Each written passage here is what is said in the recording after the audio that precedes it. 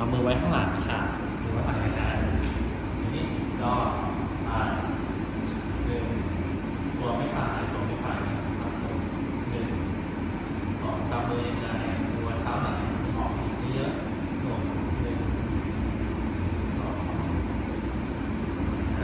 เอาออกนะปัดโซ่ล็อกล็อกว่างล็อกนี้เอาออกล็อกตายกดลงคอนโทรลดีมากล็อกวันนี้ดีมากตัวตายเดี๋ยวตัวไม่ตายคอนโทรลล็อกบนข้างหน้าอย่างเดียวล็อก more ข้างล่าง more ช้า slow very slow yes okay this lock focus this one and focus this one and focus lock this one okay ถูกต้องยอด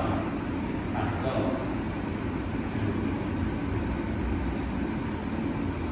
yes lock this one okay shut down more okay